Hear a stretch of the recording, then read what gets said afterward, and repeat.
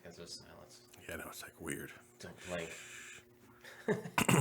I wish I could have the music on. Like, I might get like little speakers so we could hear it. Okay.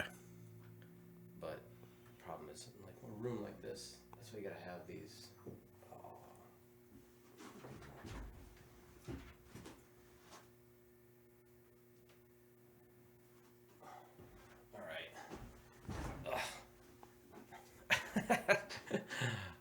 We're on. All right. Hello, everybody, and welcome to Gird Your Loins.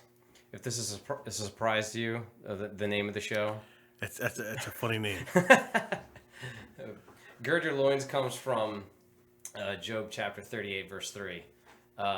It's like, you remember the story of Job. He's like, everything goes wrong for him. Oh, yep. You know, Satan tests him, and then he spends the majority of the book complaining to God about how everything is, awful for him. And his friends come and talk to him and try to console him, and they all think they have it figured out, right?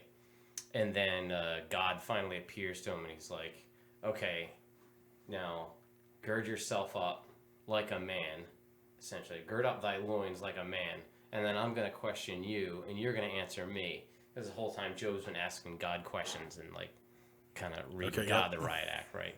So, gird up your loins is essentially like what they would say. It's like you're getting ready to go into battle, Be a man about it. Be a man, yeah. Yep. Essentially, like, grab a hold of yourself. So, and the purpose of this show, I'm trying to help create Renaissance men. Renaissance men that, if you're a jock, maybe a blue-collar type, I want you to be more intellectual. And if you're an intellectual type, maybe a nerdy, geeky guy, I want you to get out there and get your hands dirty and do some sports, man. I agree with that. And that's kind of what we're going to talk about right now. So with me, since I haven't introduced him, this is husband, father, business owner, twice around, 3 times. How many businesses do you have? I have 3 right now. 3 right now. Okay. And like 1 in the works, apparently. Yep. And so Professor Black Belt Anthony Yes. Colantuono. Now, do I say Colantuono right? Because I'm not Italian. It's Colantuono. Say what? Colantuono. Colantuono? Yes. See, I pronounce everything like a Protestant, so that's probably my fault. Colantuono? It's Colantuono, yep. How do people most oftenly mispronounce your name? That's like a very Italian problem. It's always like Colantuono, Colantuono, just pretty much whatever they can call it. Right. So. Nobody butchers my last name. What? No, you have a good last name. It's real easy to say. Yeah, Lynn. It's one syllable. Exactly. You can shout it out. Yep. At people from the sideline. My first name though, it's a disaster. Everybody, because my whole it's actually my middle name. I don't know if you knew that. Yeah, Breton, right? It's J. Breton Lynn. But then I get called all kinds of things. Brenton seems to be the most popular screw up of my name. They'll call me Brenton. Or, what's some of the other one? I got called Bruton one time. And I was like, do you read, lady? Like, what's... Yeah, I don't even know how you get that. That's always substitute teachers. Substitute teachers have, like, the best ability to screw up. That's true. Very true. Anybody's name at all. They're like... I was just talking to the guy, the last person I had on my show, his name was Schmolzy, and I thought that was a great last name. Like, that's pretty good last name right there. Because that's the kind of name that becomes your nickname, right? Exactly, you could be Schmolzy, but nobody called you. No, it was the nickname for me was Tuna. Tuna? That was the nickname. It was Tuna right there. So, does anybody at Revolution? No. That kind of died right after high school. That's probably for the best. I would say so. So I always like to start by asking people kind of how they got started in, obviously between you and me, like you're my jiu-jitsu instructor, right? So like I'm kind of interested in that. Like, how did you get started? Like, what was like the first moment that you were like, all right, like this is jiu-jitsu? Like, how did you know? So the first time I got started in jiu-jitsu was back in 2000. I was in class with we were in English composition class in college, and the professor for some reason asked anyone, have they ever participated in martial arts? So me and another guy raised our hands, and they asked what we did and all. So the one guy said the Brazilian Jiu-Jitsu. After class, me and him started talking. He's like, hey, you should come train with us. So I had no clue what jiu-jitsu was. You know, I wrestled, did judo in high school, stuff, everything. Right. So I felt pretty comfortable with grappling. But then jiu-jitsu I knew nothing about. I go down to this place. He tells me it's in Andalusia, like literally turn down this dark road, and it's in a barn. So I'm like, wait. So the first time you did jiu-jitsu was at the barn? at the barn. That's the first place I did jiu-jitsu. I didn't know that. Dude, that was the first place I did jiu-jitsu. So what? Who was the guy that you were talking So to? Tony Potensky. Okay, and so that's the craziest connection because he was in my homeroom like all 4 years of high school. Oh, really? Yeah. Oh, that's pretty. Lynn, Posensky. So like we were like in the same. I didn't even know that. That's crazy. I think my senior year he sat like right behind me in homeroom. Yeah, because he's Ben Selm guy. Yeah. Yeah, for like as little amount of time as I actually was in homeroom because I'd probably try to skip it most of the time. But I remember, yeah, he was right there, and actually when I met him years later, he was like at a seminar at the barn. Okay. Yeah. And he remembered me, and I didn't. I was like, huh, what? Like, cause I wasn't making the connection like this. Yeah, cause I think he looks a lot different when he was in high school. Because he had his hair grown out and all that kind of stuff. He had his hair grown out when he came to do the seminar. Okay. Yeah, he still had like that surfer haircut. Surfer look. Yep. Yeah. All right, my goodness, you went to the barn. Yeah, so the barn that was a creepy thing. So the funny thing is, I called my brother-in-law. I'm like, listen, you want to come with me? My brother-in-law trained. He was trained jiu-jitsu. He's a real good high school wrestler. Mm-hmm. And so I asked him, I said, hey, you want to come? Because I don't know this guy. He told me we're going to go train in like this barn area where it's in back of a store, but it's all dark.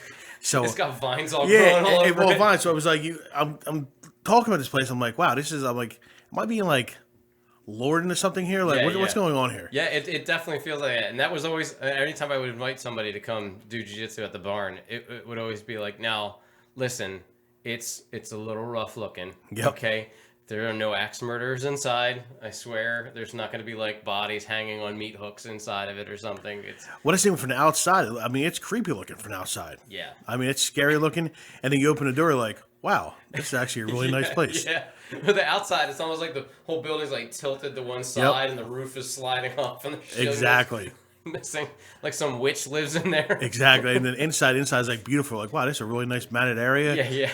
And it was like, it was kind of weird. Like, you walked in there and you saw a bunch of guys just training, and I trained that one class with Tony, and then right from there, I started, literally from the next day, I think I started training 5-6 days a week in jiu-jitsu. Wow. It was like awesome. It was just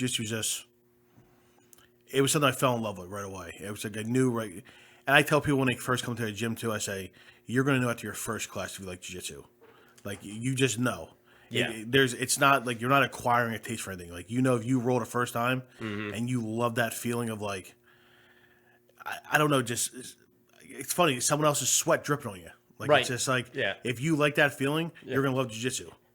And I knew right from that. I loved it. Yeah, I mean, and that's a weird thing for people to get over, getting sweated on and everything like that. Exactly. Even I remember the worst of it when I was like super conscious of all the sweat all over me. Oh yeah. Was at the barn, and it was probably like 105 degrees out that day, and we're training.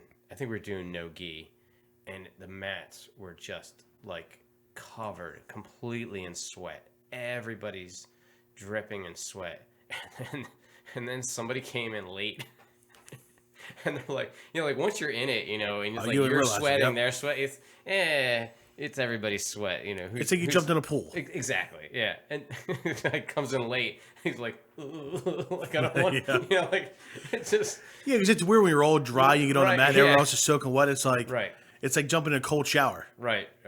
So, but yeah, I mean, like that first time is a big moment for like everybody. I believe so. Yeah. And I think. I think we've talked about this before with new people who've come to Revolution. It's like, even if you just come, because you get people that are like on the fence, like, I don't know if I want to do it or whatever. And it's like, even if you just come, train like 2 or 3 times, it's worth it just to get the experience to be like, that's what that's like. Like, that's what it's like 100%. to get mauled. Yeah, exactly. by somebody. Here's the thing: the mats tell the truth. Yeah. The mats don't lie, and that's the biggest thing with jiu-jitsu. Like you get on those mats, it doesn't matter who you are. It's going to expose your character, and that's the whole thing. You have to be on a mat. You have to be willing to work, and some people that come on a mat. Listen, jiu-jitsu's hard. I mean, I'm not gonna say it's easy. It's a hard thing just for, but though it gets easier and easier. The more times you roll, it just gets easier and easier. Yeah, I can't go run 10 miles tomorrow. I've got to work my way up to it. Just like jiu-jitsu, you come in a couple classes. I don't ever want to run 10 miles. Yeah, me either. Even if I did work up to it. But you have to watch it. You have to jiu-jitsu is something where I feel like you're gonna come in your first class. You're either gonna love it or you're gonna hate it. There's not many people I feel are gonna have that medium ground where it's like I don't know. Right. Yeah, but I say if you want to do jiu-jitsu, you have to try a class. Like you just can't. You have to go try a class for yourself to see, if you like it. Because if you don't try a class, I mean, you can watch YouTube videos all day long and it looks cool. Right. But if you're not in the trenches, you really don't know what it feels like. Totally different experience. Yep. Like sitting, like being right in there and doing it, very foreign. Because any other kind of sport, most people. Well, and we'll probably talk about this in a little later. About just people's experience with sports, but. Most people our age have some level of experience with pretty much every sport you could imagine. For sure. If I watch people playing baseball, like I've played baseball, like I can kind of picture myself at the plate, like 'cause I've been at the plate, I've swung at a ball before, Oh yeah. So I kind of get that, but so many people, it's like Fight Club, right? It's like, have you ever been in a fight? Have you ever been punched in the face before? Like. Until you've actually had it happen. Well, that's the thing, man. You meet tons of grown men who never even had a fight before. Yeah. And that's I'm not saying it's weird, but I think it's like, I don't know. I think it's uncommon to, even in high school, like high school, middle school, like you should have gotten at least one fight. I mean, you should have. I mean, it's just common. I mean, there's no way you walk through life without getting in a fight with somebody. Right. I mean, I don't want to fight anyone ever again. Like, I don't like to fight, but I've been in fights before. I think it's just, but it's weird when people come in and they tell you, I never got punched in the face, and it's like, really? That's to me, it's odd. Like it's feel been like a long time since I've been punched in the face without a glove. I'm gonna say last time I had like a real physical. And I actually, in all the fights I've been in, I haven't really gotten hit in the face all that much. Yeah. I might have been like once or twice. I can't remember. I got a good head. I'm going to say it's probably freshman year of high school is probably the last time I got in a fight like that. Yeah. That was probably pretty much it, and that's years and years and years ago. And a crazy thing, since I've trained in jiu-jitsu, I haven't been in a fight since. Like, no. Have you? I mean, no, not at all. I've never had, from getting stabbed that one time. Other than that, yeah. But he ran away, so I didn't really have a chance to fight him. So, other than that, like, I can't think. Of course, I was an adult by then. I shouldn't have been fighting anybody. After I had kids and stuff like that. It's funny. Those days are over. Oh, those days are ways. I don't want to get punched in the face. It hurts. Yes, it does. But yeah, that's the thing. You get, it's as you get older, like you don't want to fight anyone. It's just like you train to. I don't know. I feel I train jiu-jitsu to. I feel safer when I train jiu-jitsu. Like I feel like I'm going against trained guys every day when I'm training with somebody. Sure. Yep. And I know if I ever dig in a physical altercation outside of the gym, like those guys are not training every day with the guys I train with. Yeah. Like, I mean, granted, it's a street fight, so it's a little different. But still, like I'm training against other guys who know how to defend themselves. Right. So for me, it's just I think it's just a self-confidence thing. Like I feel like I'm training. I feel confident. And, when you feel confident, you don't need to fight. You walk it off, you laugh it off, and get in your car and you leave. Yeah. I think one of the Gracie guys had said one time, it was like, he's like, I don't need to do a Brazilian accent, but he was essentially saying that you're training jiu-jitsu and somebody is giving you a hard time. The Brazilian's like, oh, maybe you have a bad life or something, and he's like, I look at him like a child.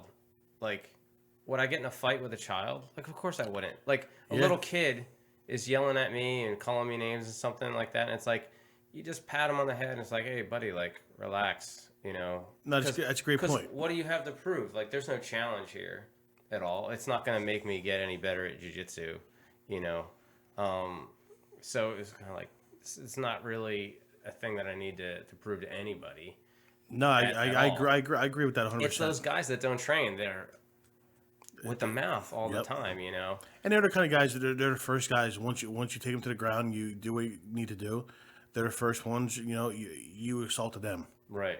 So it's not even worth your, like you said, like you previously just said, it's not worth your time. Right. You walk away from that kind of stuff. Like we watch the videos of guys getting in fights with dudes that don't know what they're doing, and the minute they start grabbing the guy.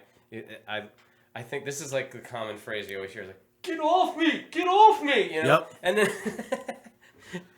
and that's the thing. It's because once listen, if you train, I'm gonna say 3 months. If you just train 3 months, you're still a wipeout. You're still basically fresh in the mix. But if you just train 3 months and you go against a person who doesn't train jiu-jitsu, or doesn't train any kind of grappling, nothing, just a normal person, they're done. They're gonna. You can do whatever you want to them now. yeah. That's the beauty about jiu-jitsu. You can literally do whatever you want to do. Yeah, it's a huge. I remember like the first time that we had like a fresh guy come into the barn, who like didn't know a thing. And, after I'm rolling with these guys for months and months and months, and like I'm like the worst guy there, and then we get a fresh new face there, knows nothing, and it's like, oh, like I'm just like tossing this guy around, like he really doesn't know what he's doing, and I guess I got better, like I must be better at this than I was when I came in the first day. Imagine that, right? Exactly, yeah. It makes you feel good too, because it's like, man, the stuff I'm learning, it works. Yeah. So seriously, like a couple of the new guys that have been coming. A couple of them have said like, because I'm like the smallest guy in the room. We had a couple. Who's that big old guy? Oh the yeah, older guy. He was like big. I was a big dude. Oh yeah. And he was like, I was like moving around and stuff, and he's like, oh man, like I really suck at this. And it's like, it's your first day, man. Like, what did you? It's like I would question the validity of jiu-jitsu if you came in here and I couldn't do a thing. Like, that's a problem. And that's the thing, most people, when you go to a jiu-jitsu school, no matter what school you go to, you have to go with a basically open mind and just be willing to learn, and don't worry about how bad you're doing or you think you're doing, right? Because that's how already you tell yourself, this isn't for me. Yeah. But if you come in, you have to realize you're coming in, you're going against people who's been training for X amount of weeks, months, years. 15 maybe. Yeah, and that's the thing. You have to you have to literally like tell yourself like, hey, I'm coming in here, I'm going to learn. And you get good people. If you have a good group of guys, when a new person comes in, they're gonna show them the ropes. They're gonna show them the right thing to do. They're not gonna beat them up. They're gonna say, hey man, you know what?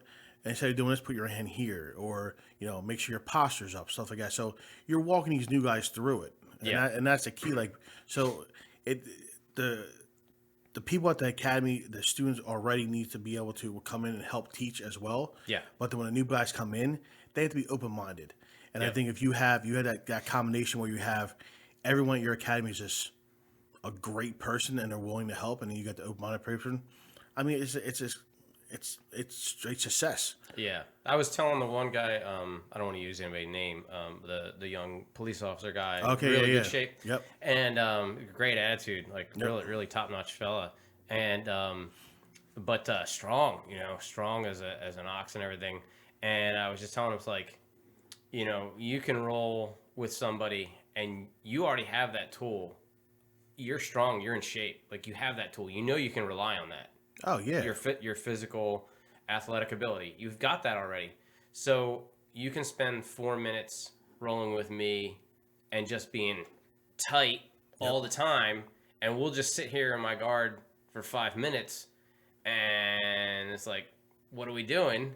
Or, we can roll and flow, and then you'll learn some things, and then you'll start adding tools in your toolbox so that, and that's like, that's the Gird Your Loins thing. That's the kind of like the moniker I made up. It's like, if you're a specialist at something, that you become a tool in somebody else's toolbox, or the world wants you to be a specialist in just one thing, right? So if I work for a company, they want me to specialize in the thing they hired me for. Yep. And so they don't want me doing jujitsu, or they don't want me reading books that don't have anything to do with my job or anything like that, because that doesn't benefit them at all, right? Exactly. So I'm just the point of the show is like encouraging guys to add tools to their toolbox, and not being a tool in somebody else's toolbox. No, So, that's a great example. yeah. So with that in mind, of like jujitsu, like every skill that we're learning is getting added into my toolbox. And right now, that guy's got this. He's got this hammer. Yeah. It's like, you got to learn how to use a screwdriver, dude. Exactly. It's like, everything's a hammer, and he's hammering away at me. Well, I think you got the guys who come in who are physically fit and they're in great shape. But jiu-jitsu, like I said, jiu-jitsu takes away that whole. It just takes away from that, like that. You could be the best shaped guy in the world, but if you never train jiu-jitsu, it helps. It helps for a minute. Yep. Because you're so tense, and you're using the best thing I say jiu-jitsu. The closest thing to jiu-jitsu is probably swimming, because you're using every muscle fiber in your body, every muscle you're using it to basically swim through the water. Right. Jiu-jitsu is the same thing. You first hit the mat, and you're like, you wake up the next morning, you're like, I never knew that muscle existed. Yeah. Just because you're using stuff you never did, and like the older I get, the more muscles I find out that exist. That's the thing. A hard training, I'm done for 2 days. Yeah. So, man, I never thought I was going to be the guy that had shoulder problems, but here I am, the guy with shoulder problems. And that's for jiu-jitsu. That's just like over time. It's part of the game. Yeah. It's just you get the shoulder problems. It's not so. I mean, the knee problems come, but it's not like to the point where it's just constantly being on your knees from grappling, because you're always starting on the ground, stuff like that. So just moving around your knees, so it bothers you once in a while. But if you watch anything, you basically do what you should be doing, like outside of jiu-jitsu. Jiu-jitsu. Jiu-jitsu is for longevity. I want to be able to keep training jiu-jitsu. I'm 41 now. I want to be able to train jiu-jitsu until I don't know, in my 80s. Helio Gracie's age. Yep. Right? What a chump. I left my phone on. Boop. All right. Goodness gracious. So, the other thing that you are involved in a lot is like youth sports stuff, right? Yep. So like what you're mostly doing, what, like flag football? So I coach flag, we coach tackle football. Okay. And that's for youth as well. And that's the other business, right? That the well, I do performance training too for wrestling, for like anywhere from basically 8-year-olds to high schoolers to the professional fighters I worked with. Right. So, and that's something we've been talking about recently, because I've been helping you with the kids classes and stuff like that, and I don't know if the COVID stuff exacerbated this problem or like amplified it, but we've been seeing some weird trends in like. Well, you're getting kids. Now, like it's the whole thing. We're such in a video game world right now. Yeah. That COVID happened, and now these parents are saying, because my kid had to go virtual, it ruined my kid's life. My kid now doesn't want to do anything, stuff like that. But here's the truth to that. There's been years of abuse of sitting in front of a computer screen prior to COVID. Right. I mean, a year didn't turn your kid into wanting to do nothing. Right. And that's the kind of stuff where it's easy to say, easy to blame the school system, easy to blame COVID. Was COVID around? Was it hard on everyone? Absolutely, man. It was huge on everyone. But outside wasn't closed down. You could still send your kid outside in the backyard. Yeah, outside was still wide open for everybody to enjoy. Yeah. Go have a catch with your son. Go do something. Go walk around the block. But these kids nowadays are literally spending. You talk to some of these kids, they're spending 8 to 10 hours on a weekend in front of a computer screen, like playing like these games and nowadays these kids have their own like a gaming chair, which is insane. Yeah. And as a kid, like I played video games, but I remember what's name like it was time for me to go to practice or something like that. That's like buying somebody a Bob Marley poster and they've already got a drug problem. Exactly. Like, what are you doing? And that's the thing, you have this going on. It's just, it's so funny when you listen to, you listen to these parents rant and rave about how, like, more of rants about, the school system did this. My kid's on virtual now. He doesn't want to do anything because he has to sit in front of a computer all day. Okay, but when the school's over, how come you're not saying anything about the video games he's playing for the next 4 or 5 hours? Yeah. So and that's where I kind of like when you watch this now and you have a lot of kids coming out to do physical sports. These kids they're finding gross motor skills don't even exist. Yeah, that's been kind of the weird thing that we've been seeing at jiu-jitsu with some of the newer kids. There were some kids that really struggled. Yeah, just with some But I didn't chalk it up to anything different other than, some kids are more athletic and some kids aren't, but we're seeing kids with like almost no upper body strength. No, I mean an 8 to 12-year-old boy who can't do 5 push-ups. Yeah.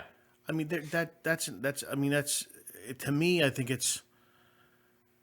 And here's the whole thing: do you blame the kid for not doing it, or do you say the parents? Do you blame the school? Like, who's to blame for it? But at the end of the day, the question is, who put the video game in front of the child? Right. Like, the child didn't buy the $60 video game. Yeah. He just asked for it. and that's the whole thing. Like, some of these kids I coach too, like, Weston, you talk to them, they have the PS5s, they have Xbox. I mean, they had the little handheld games. Yeah. And I'm like, that's thousands of dollars worth of video games. Yep. And then it's like, and it's funny, it's like now, I mean, look, remember when we were kids?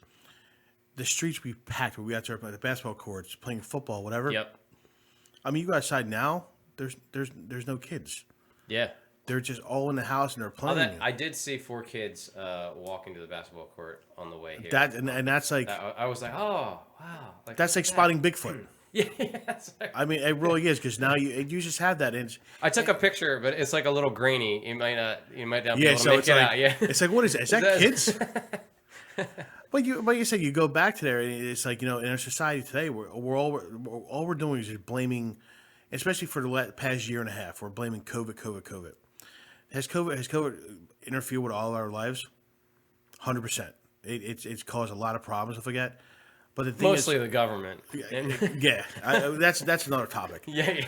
But these kids are here, like, the parents are blaming stuff, like, I do a one kid privately. And the parents like, oh, he gained 30 pounds. I'm like, 30 pounds? I'm like, but he didn't go buy the treats. Yeah. Like, he didn't go buy the Dairy Queen. Like someone had to take him to do this. Yeah. Like, he doesn't have the money to buy the headsets, the also remote controls. Like, yep. Like, that's all given. Like, and that's the problem. Another thing too, like, we constantly, and listen, everyone wants their kids to have the best of the best. You want your kids to be like. I want my kids to struggle. No, and but you know what though? But that's the thing right there. Like, you have to tell kids. Kids have to know, like, no. They have to know the word no. Yeah. I mean, that's the thing. Like, you can't feel bad to say no. You're not getting it. I mean, that's it. There's no, like, my kids all the time will ask themselves. I'm like, no. Yeah. I'm like, if you want, go work for it. Yeah. If you want something, like, there's chores you can do around the house. Yes. But that's the thing, though. There's so many, like, exactly, yeah. and that's the whole thing right now. You don't hear the word earn. Everything should be given. At the end of the year, we should give out 25 participation trophies because there's 25 kids on the team, and that's the sad part, because now the kid who actually works his tail off knows, like, you know what. But they were giving out participation trophies when we were kids. See, I don't remember it. Like, I do, because that's the only trophies I ever got. Okay. Yeah, I just like, I look back and I don't remember, like, that kind of stuff. And I guess it just comes to the point where it's, why does the kid who does shows the least amount of effort, right, get the same trophy for the kid who actually? And honestly, it means nothing. No, like, because even even me being like the non-athlete that I was growing up, it's like I knew that this meant nothing. It's not like, oh, here's your pity prize. Like, I'd prefer nothing. Yeah. You know, like I'd prefer you not acknowledge the fact that I sat on the bench. Like that would be better than giving me this and that's- this little stupid gift. Of course, that was a different day and age. You know, maybe there's more expectations. But you know what? Now, but it probably back when we were younger, it was probably more of like. My soccer coach used to smoke while we. Well, yeah. I mean, I talk back. I talk about my. That's how long ago that was. Oh yeah. Like I remember playing youth football, and it's funny back then. I mean, like you messed up. Like coaches like grab you by your face mask, like yelling at you, like pushing your phone around.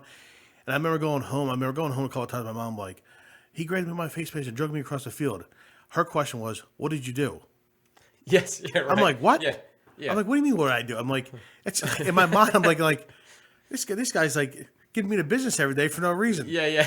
And but now He hates me, Mom. yeah, but you know what though? I remember like being parents like back then, and now it's like you get the phone calls going, "Why didn't little Johnny get in today?" And then you got to answer that question. Well, and you're trying to be like nice about it for sure, but then you can't tell your parents. Well, you can't tell a parent like, "Hey, your kid just doesn't put the work in."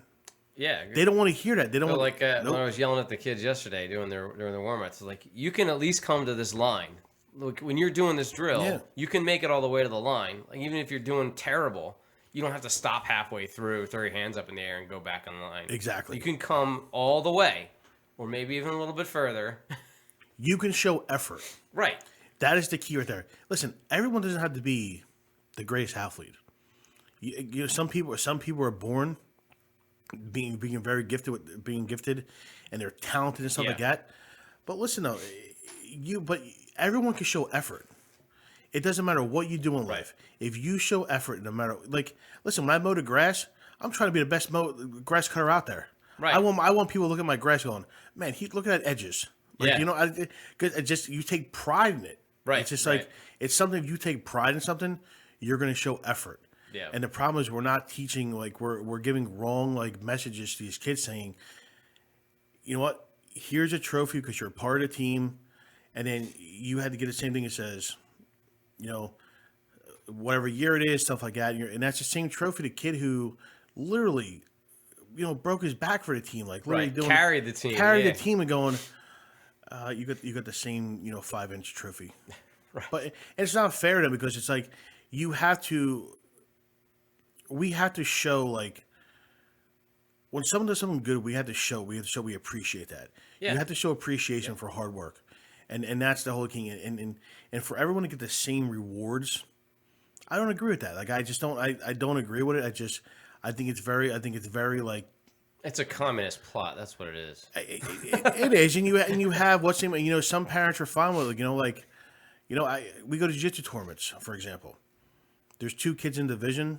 One kid loses, and then you see on social media the next day, my kid took silver. What? No, he would took silver if there was kids in division, but no, he lost. Right. And you shouldn't there shouldn't be medals given out for because you lose. Yeah. Like if there's two people in the group, there should just be one. There's one winner. One winner, yeah. And that's it. Like that's why I felt weird. I came in third at Naga.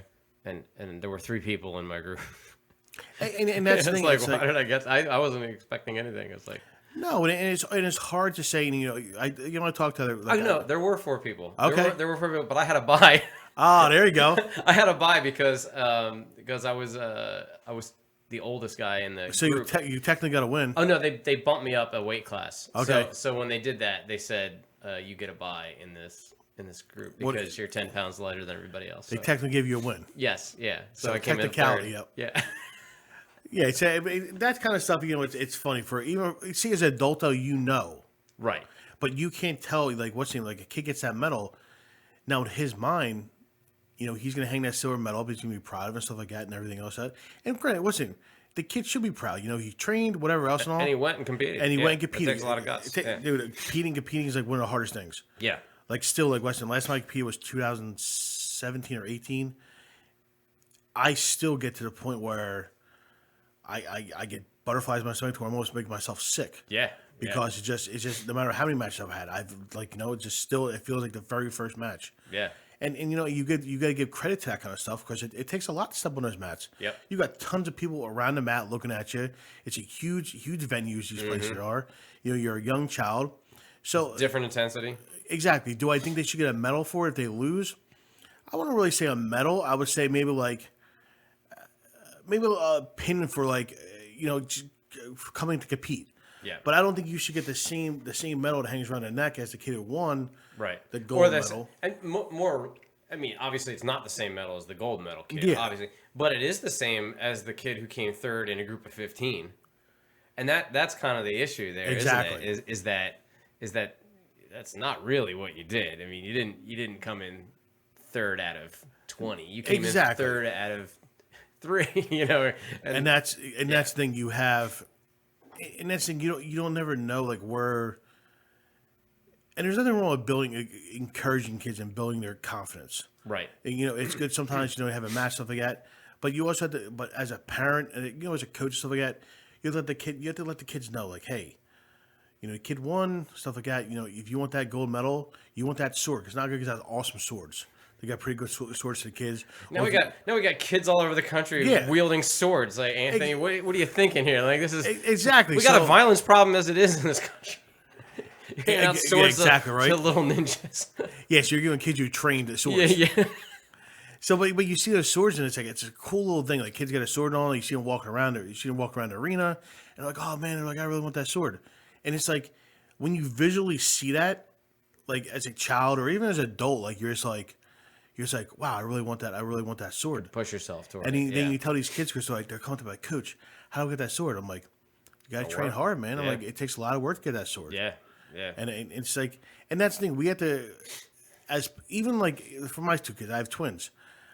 I have to watch them. I think they know it's about hard work. It's hard work. What's saying I'll never tell them they're great at something. I always tell them you guys really worked hard today. I always use the words worked hard because I don't want them to have a fixed mindset. Right. Because that it's over. It's over. Once they know they're great at something, there's no reason to work no more. Right. So you have to keep telling these kids they can't be fixed. You have to tell them the key words. No, you worked hard today. You worked really hard today. Very proud of you. And that's the same thing. It's basically you're encouraging them to do better next time, even do better. Yeah. But if you tell them oh man, you did great today. No one what's name. You kicked everyone's butt. You don't have to work on anything. And it's no, this is how the kids settle. This is how even adults look at adults for life. You talk to a couple of your friends and stuff like that, or even people and they talk about their job and they hate it. And it's like this, and they'll tell you oh, I settled. It comes back to life because instead of you thinking you could have done better, you settle for something you thought was okay at the time. Right. And so now you look back and you're like, nothing to show for it. Nothing to show for it. Yeah, I mean, and that's kind of the battle that we're up against with the kids, with the video games, is that, I struggle with video games. I mean, that's something that I've always enjoyed, but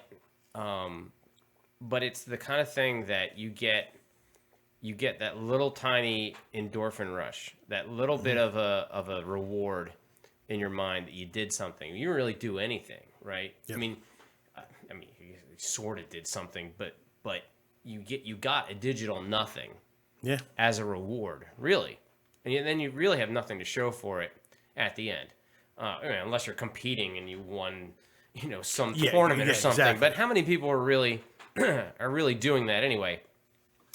Whereas when you're competing in a sport, that reward doesn't come right away. No. That it's a delayed gratification. It's something that you work toward and build toward. But it is the same kind of mental endorphin dump of victory, and there are some kids that, they see, but it's a realer kind of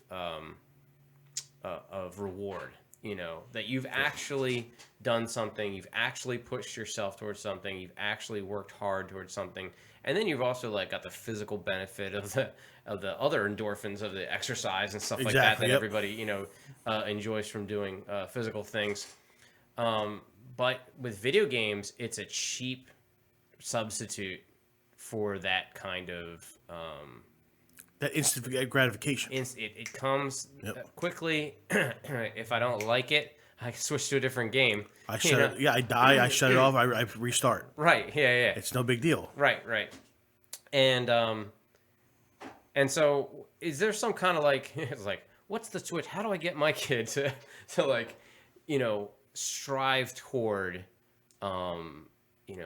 toward wanting to get that victory, like of an endorphin hit, essentially. That's not just this digital easy. I can sit on my couch and really just relax and get that same benefit. It's like, what would you say would be like the best advice toward getting a kid to go from a couch potato to wanting to push themselves in something. That's something I've really been struggling, with my son. And like, as he's getting older, like he's starting to get it. Like yesterday, he was like struggling in school again, like, putting things off. And I tell him all the time, it always seems to happen on Monday when we're getting ready to come train jiu-jitsu, right?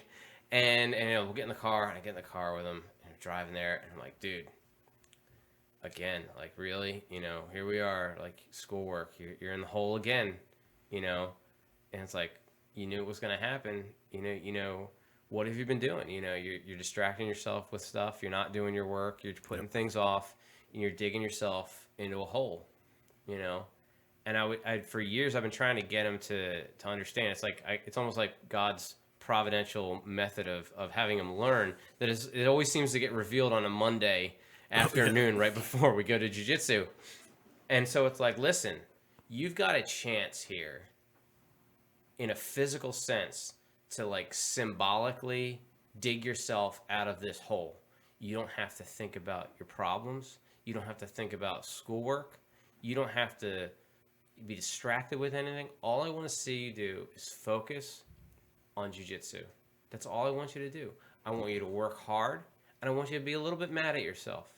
And I want you to dig yourself out of this symbolic hole by working really, really hard at this one thing. And then when we're done today, and you feel like you've done something, right?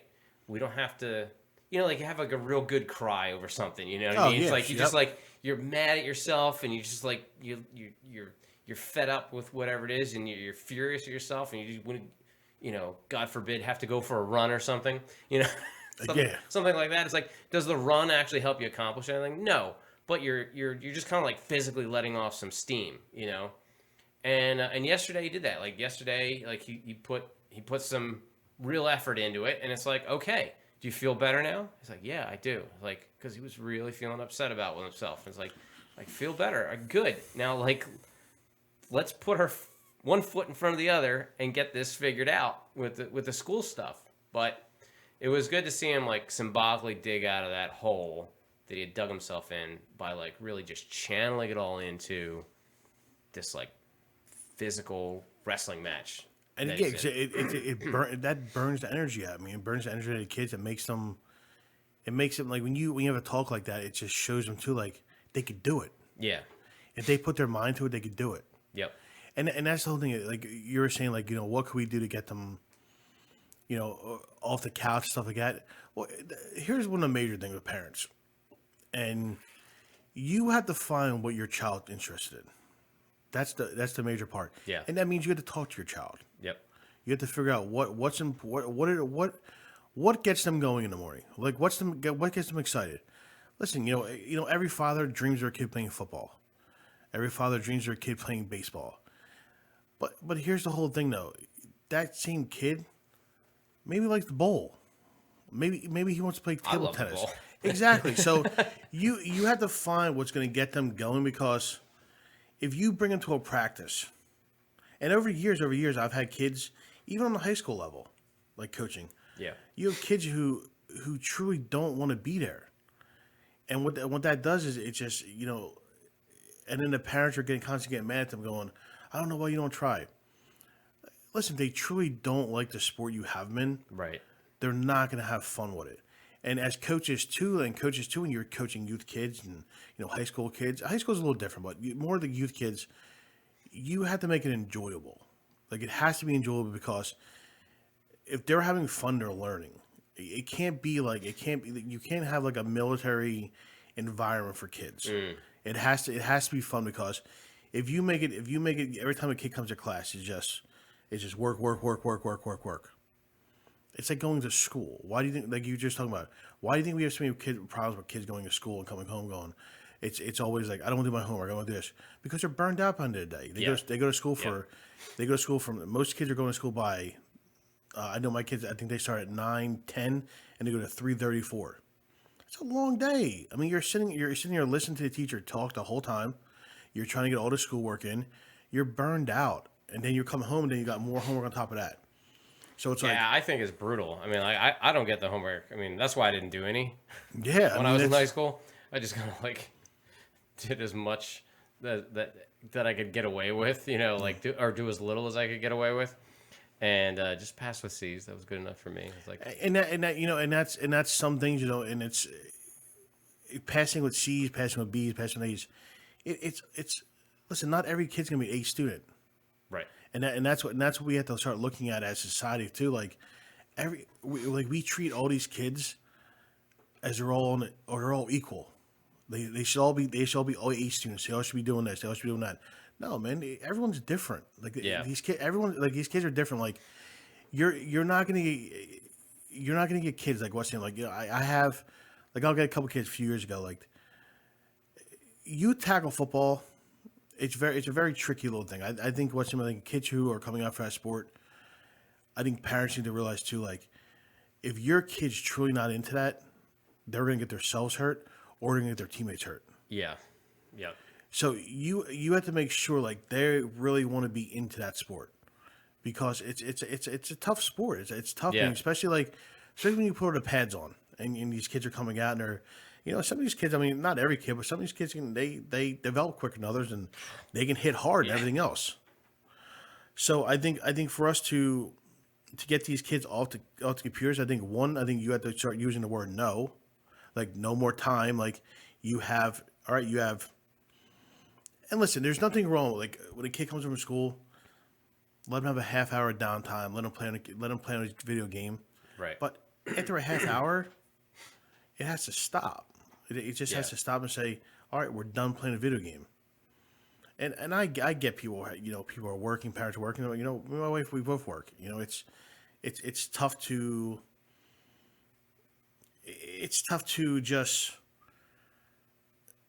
try to be like the aggressive parent when you're still trying to work and everything else like that. Yeah. But you have to set ground rules. Yep. There has to be. Why is a half hour not enough? A half hour should be plenty. I mean, Because it's fun, Anthony. and that's the thing. Like and listen, on the weekend or something like that where they had nothing to do, but you also these kids have to learn how to you have to figure out what they really truly like to do. Yeah.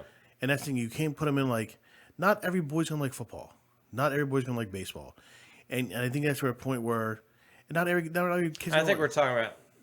I would say, well, like, what if video games is what I like to do? But I would say that in this context, there's got to be something physical that they like to do. I agree with you. Yeah. Like, even if it's like, okay, well, what they really like to do is sitting and drawing. It's like, well, that's better. That's better than playing video games. But that's not kind of really what we're talking about. Like we mean find something that gets your blood pumping, that you're physically using your body. It's like I've talked about this before, that God made us as physical beings.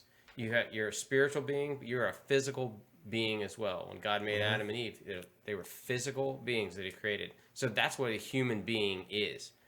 And I think for a lot of people that that exist almost solely in their mind or solely in what we call abstractions, where it's like if I'm just doing artwork or I'm just playing music or I'm just reading books or I'm just thinking philosophy or I'm just playing video games, everything's just existing up here. And I'm not really interacting with the physical world in really in a way that God designed me. It's like I've got this body to use and I can, manipulate things in my surroundings to accomplish certain things. Whether it's, I was in the garden all day today. I built a fence. Out of branches. Wood prices are ridiculous right now. Oh yeah, making your own lumber. I wanted to take a picture of it and be like, how high are the prices of lumber? Like real high. Oh yeah. This is the length I went to make a garden around my fence out of branches that I made all around. I mean, it's pretty creative though.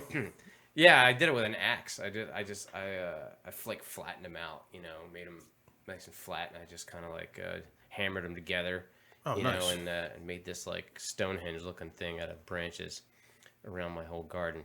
But it's exhausting. Oh yeah, that's backbreaking work. I feel like a farmer when I'm doing it, like it's like 1930s or something, and I have to like, and I shoveled the poop out of the chicken coop today, and then like, got a bunch of wood chips, and I did all that, and it was like wheelbarrowing and stuff like that. It's a lot of hard work. You're like Farmer Lynn, man. I am. I was like, I'm on the farm. That's my family's farm right there. Like from way back, like 40 acres. Wow. Right in Ben Salem.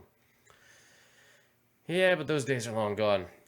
But I'm bringing it back. I got my chickens. There you go. I'm gonna do like I want to get a goat at some point. Goats are pretty cool. Yeah, and that could be a sport for a kid, just like running away from a goat. Yeah, exactly right.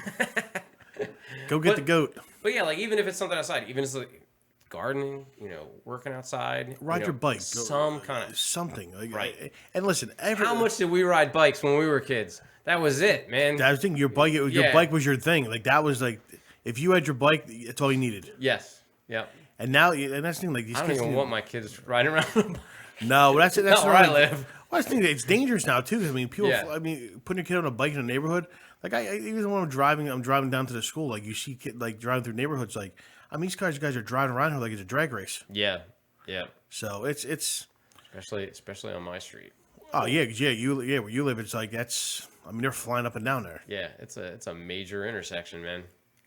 But even still, like growing up, even not playing sports, not growing up playing organized sports anyway. Yeah. I still dreamed, man. I still pretend that I was Nolan Ryan from time to time. Yep. I wanted to throw the ball real hard, and my buddy and I would play catch all the time, and it was just the two of us. We didn't live in a neighborhood, so we're practically like two kids in the woods. We're a bunch of dorks making ninja stars and stuff, and chasing each other around the woods and stuff like that, rope swings and. But you're back then. But you see what you're doing. You're being creative, like yeah. And that's the thing. Your whole mind was like, you were outside, like being creative with the whole thing. You weren't trapped in the house. I tell my kid to go outside now, and he'll sit down.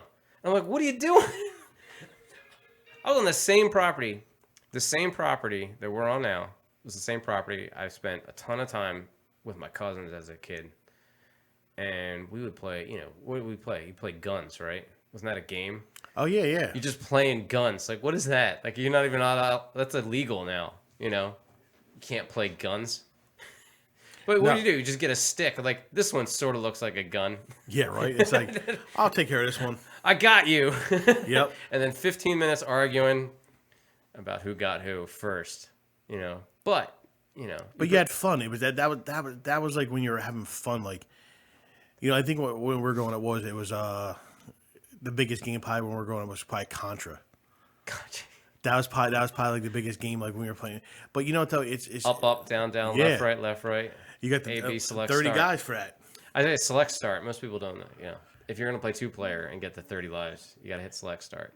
Like you would play those games, but then it's like as soon as your buddy's knocking on the door, it was dropping you right back outside riding your bike. Oh yeah. Sure. So it was like video games back then were like a downtime. I think now it's literally like it's pastime. Yeah. Like I mean these kids are literally like, I mean you. It's funny. Even then, I mean like I had like the best I had as a kid was an Atari. Atari 2600.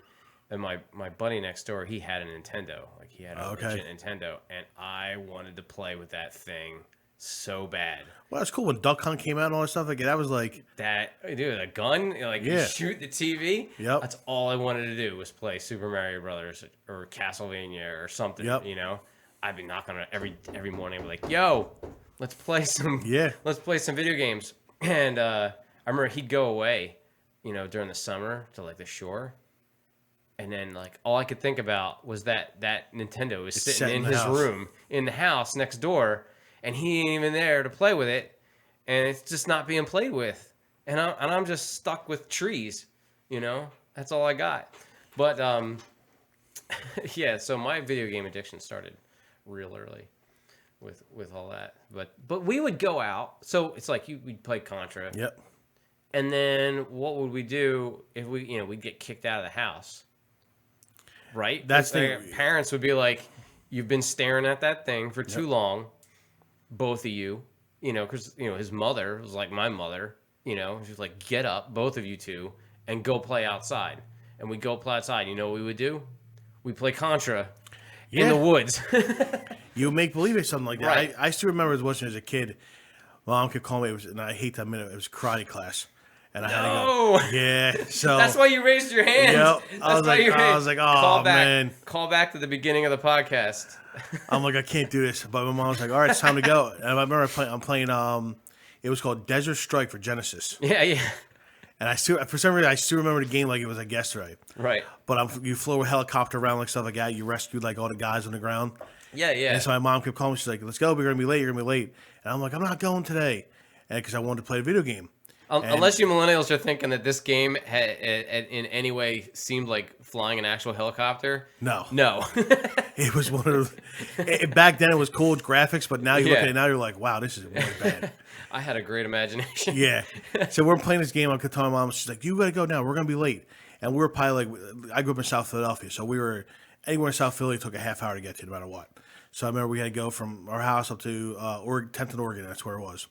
So we're flying. My mom's like, "We're time to go." I'm like, "No, I'm not going today." And she's like, "No, you're going." And I'm like, "No, I'm not going today." She literally came upstairs, cut the wire to the controls. And I remember I'm like, literally, it was back then. There was no wireless controller, and she right. What is now? So she cut the cord, and I remember sitting there crying. And she's like, "You want the second one cut?" And I'm like, "No." I remember putting my stuff on, getting outside. And I remember coming home, I'm like, the whole time going to karate class, I'm crying in the back seat. And she's like, you're done playing with the game. You're done playing with it. And I remember her taking another controller. I couldn't get the Genesis back until I saved enough money to buy a controller. So that thing sat there for months without being played. I'll tell you what, you know, I think this is how big of a nerd I am. I think that you can actually replace the controllers on the Sega Genesis with the Commodore 64 controllers or the Atari, like one of the later Atari. They had the same port. Oh, okay. The thing you could use the Genesis controller on the Ataris or the Commodore 64 or something like that. I had no clue about that. Yeah. That's the kind of stuff I store in my head. I just never. Like I said, as a kid, like I didn't mind video games. I played them. I mean, I played them.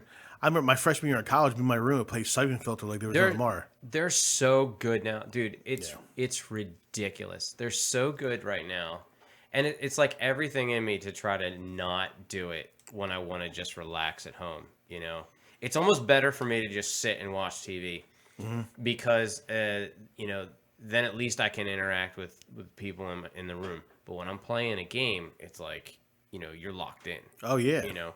Because right now, they're just so immersive, you know. Anthony got tough to break away from. My son Anthony got 2K21 basketball, and we'll go down to the basement. We'll play a game with him. Right. But it's so real. Yeah.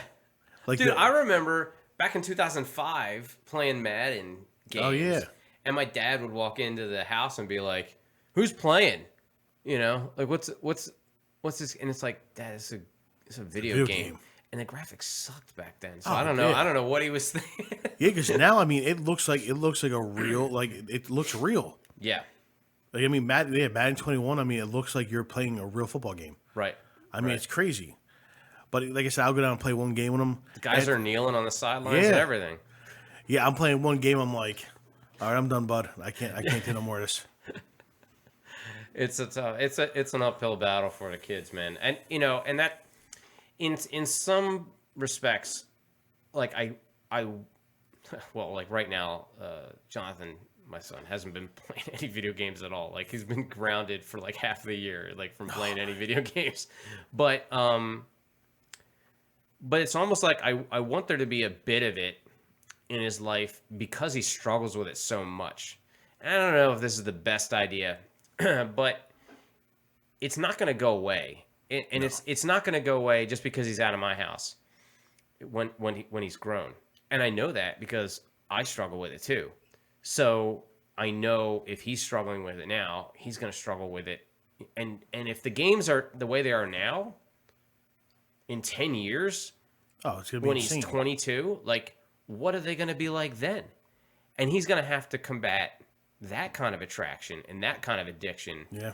We're talking crack cocaine level, video game addiction here. People actually pay people to play video games to watch them play. Yeah. And I'm like, you have this game. Why are you watching this guy play this game? You have it. Like, what is... It amazes me that people actually get paid to play video games. You're not even... Like, I'll watch a video on something because somebody's showing me, like, oh, this is how you do this thing. But they'll actually sit and watch them play the game... For hours. Forever. And it's like... I was like, that's a totally different kind of addiction. I don't even know how to deal with that. I don't struggle with that one. To me, that's I found it through my nephew told me where this a couple of years ago. He's like, he's watching on his iPad. I'm like, what are you watching? He's like, oh, this guy's playing this video game. It's I think it was like Fortnite or something like that, whatever it was. And he's like, oh, we're watching, learn how to like do all this stuff. And I'm like, you're watching him play a video game? And he's like, yeah. I'm like, well, I mean, if you're watching a competition, it's not all that much different than us watching. I guess football on TV. Yeah, I get. Yeah, I guess if that's your poison, sure. If that's your poison, like yeah, I mean that's what it is. Yeah, I can see what you're saying there. Yeah, but it is strange. It's very strange, especially when these guys are like they're not even competing. I could watch a competition. I could watch a video game competition. I could do that. It's not terribly interesting to me at all if it's a competitive game. Yeah, I mean that's. But they're watching people play solo games where they're just playing Minecraft or something. Yeah, that's just like goofing around. Like there's no competition here at all. What another two of these kids are like? One buddy was telling me, so someone's playing one of those like I guess shooting games or whatever it's called. But he's in a room because he's playing. I guess you go online, you get play against a bunch of other players. Yeah. So he hears him upstairs. He's yelling on his microphone. On his earpiece, and he's like yelling at the guy, and his dad's like, "Who are you talking to?" He's like, "Oh, they're my buddies." And he's like, "What's their names?" So he tells him their names, and he's like, "You go to school with these guys?" And he's like, "No." And so he's like, "Who are these?" He finds out these are like 60-some-year-old guys, 50-year-old guys. Yeah, that's a little creepy. Playing with a bunch of like 10-year-olds, and I'm like, see that's kind of stuff. It's like, I don't know. For me, that's weird. Like, I don't want my son playing with a bunch of like. Just grown men inside of a video game, like right? Because I mean, what's next? Like, hey, what's your address? It's a big target for predators. I mean, that's where they want to go, and that's scary right there. I mean, it's super scary. I mean, because now you got these kids who are. Because here's the thing: you get these kids so excited about the damn video game, their minds are not thinking about like, oh, this guy could be a predator. Yeah, this guy's my friend. We play video games all together, and now he's like, hey, bud, what's your address? Right. So I mean, and how many kids are when their minds are taken away from like that, they're out of reality now. Yeah, they're in this whole like make believe land in their head. So when a guy's talking to them, it's like, oh yeah, my address, blah blah blah blah. It's like, oh yeah, maybe we can hang out one day. And all of a sudden now you got some creepy guy at your house. So I mean that's another thing too. I feel like that needs because now a kid and that's how jiu-jitsu guys end up in prison. That's what that exactly. And that's why like it's funny because Anthony's like, can I go online? I'm like, nope. I'm like, you have no access to online stuff. Yeah, I'm like you can play your. And I don't like it when I didn't like this is like two old guys complaining about these dang kids these days. But yeah, I don't even like it. I took him off of playing Fortnite because of the interaction he has just having with other kids from his class. and they're Okay. swearing up a storm, and they're they're just bullying each other, talking nonsense like young dudes do, and it's just a terrible environment. These kids say like the stupidest things to each other, and they're horribly cruel. Um, Well, that's the whole cyberbullying, dude. That's where, and it's a lot of it stems from the game, that whole the game culture. that gamer culture. It does, yeah. And so these kids are being. I mean, I've seen stuff where kids made fake accounts and literally bullied the kid like to the point where it's like. And here's the thing, back in our day, you think about bullying, like it was a physical altercation. Yeah. It was physical, and you either dealt with it or you didn't, stuff like that. But most times it got settled. It just stopped almost a little bit. Oh, I squashed it all. Yeah, and that's the thing. It was a physical thing back then, but now it's a. No one says anything to your face. It's all posted over social media, and these are young kids. And here's the whole thing. That's why a lot of these kids can't adapt. They can't adapt to it because now it's instead of one person bullying you, now you have a whole school, like basically commenting on everything, and Right. and that's the whole thing. So now you have everyone coming at you. So these kids can't handle that kind of stuff because they're not built for that kind of like at a young Nobody age. is. No, That's what we see, with Twitter, Facebook, or any of these things, and people get in like way over their head, and then you got like people getting doxxed and stuff, and canceled for things that they said 10 years ago and stuff. Like And get everything made stays with public, you. and yeah, it's a crazy society that we're building in this digital world. exactly, and you have it's just I don't know. You have to adapt. Sure. Do we live in a cyber world? I mean, if you say no, you're an idiot. Yes, and that's why it's so important to do things like jiu-jitsu, to do things like sports, to for your kids to go out and play Contra in the woods, those kind of things, because we need that tether to the real world around us, than rather than just existing in this weird digital fantasy land that so much of life seems to revolve around. That's why I want to raise chickens. That's why I just want to get a farm.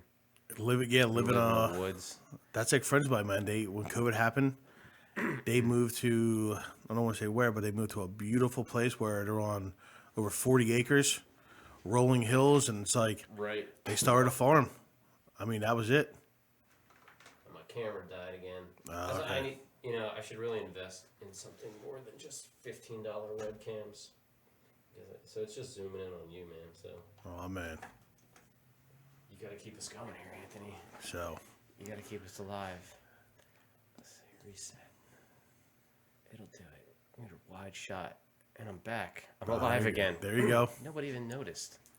Nobody noticed at all. Well, awesome, man. I think we complained a lot. I think we did. That was a good, productive complaining session about these kids today. But man, I can't believe your first day was at the barn. That's so Yeah, wild. that's 20. So yeah, 21, basically 21 years of jiu-jitsu. Yeah. Yep. So- I was telling my buddy Tyler, he's like a brown belt now. And I'm like, my first thing I said was like, we started on the same day. What am I doing wrong? How come I'm still a blue belt? It's like, getting stabbed probably had something to do with it. Yeah, there, I mean, you took a lot of time off. Take a year off, But Well, I mean, look, one good thing for day you. a week doesn't help either. No, but good thing about you is that happened to most people. You found your way back to the mat, which most people once they're done, they don't come back. Yeah. It's the longer you take off of jiu-jitsu for whatever reason, injury, personal, family, whatever, it's hard to come back. Like, once you hit that 3 month, actually over that month threshold, and it just keeps getting longer and longer. It's tough to come back, man, because you're used to. I mean, with COVID, we were shut down for 4 months for COVID. Yeah. I remember the funniest thing is I actually grew hair back on my knees.